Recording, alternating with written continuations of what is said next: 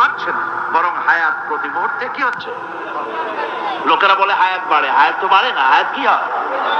জন্মের পরের থেকে আমার জন্য রিজার্ভ আছে যতটুকু, 50 বছর বাঁচবো, 60 বছর বাঁচবো, যতটুকু হায়াত আমার জন্য নির্ধারিত করা আছে, নির্ধারণ করা আছে, প্রতিদিন একদিন একদিন করে কমে যেতেছে।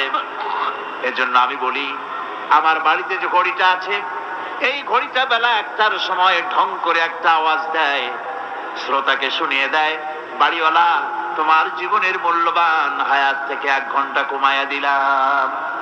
2টার সময় 2টা ঘন্টা লাগায় শোনায় দিল, বান্দারে তোমার জীবনের মূল্যবান সময় থেকে 2টি ঘন্টা কমে গেল। এমনি করে দিন গেল, মাস গেল, বছর গেল, আমাদের হুঁশ হলো না। সময় চলে গেল তাস খেলে খেলে, সময় চলে গেল আমাদের খেলাধুলা করে, শয়তানি বদমাশি করে। সময় কতটুকু পেলাম? কিয়ামতের দিন, বিচারের দিনটা যেটা হবে, আল্লাহ রাব্বুল আলামিন বলেন বিচারের দিনটাই লম্বা হবে 50 আলফা সানা মিম্মা তাউদ্দুন। বিচারের দিনটা লম্বা হবে কত বছর? 50,000 বছর। কত বছর?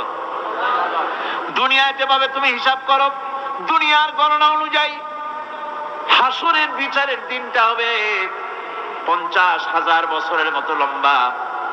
এক কিতাবে দেখেছি, তিনি লিখেছেন হিসাব করে, কিয়ামতের ওই দিনটার হিসাবে 50,000 বছর একটা দিন লম্বা।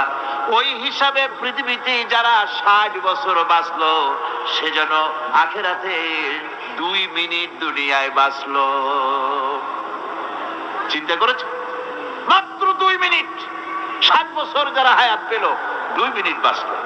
এই 2 মিনিটের জন্য কত হাঙ্গামা, কত মারধর, কত সন্ত্রাস, ক্ষমতার জন্য লড়াই, ধ্যান করেনগে ত্যান করেনগে, লাঠি কে আন্দার মুগুর ভরেনগে, শক্তির ঠেলায় অস্থির। আমার বন্ধুগণ, সময় চলে যাচ্ছে, স্রোতের মতো করে কারো জন্য সময় অপেক্ষা করতেছে না। আমাদের মৃত্যু প্রতি মুহূর্তে কাছে চলে আসতেছে।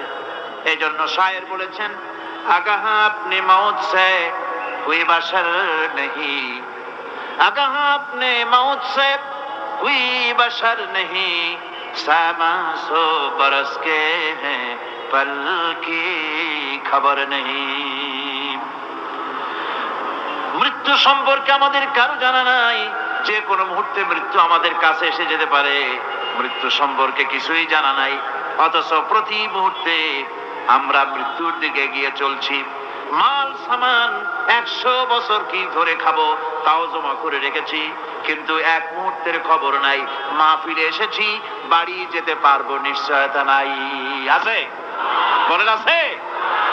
আপনি বাড়ি যাও ভালো, বসেছেন, দাঁড়াতে পারবেন, এই নিশ্চয়তা আছে? নাই।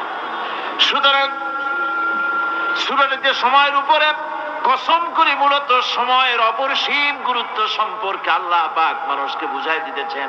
সময়ের দাম দাও, আমাদের সময় চলে যায়।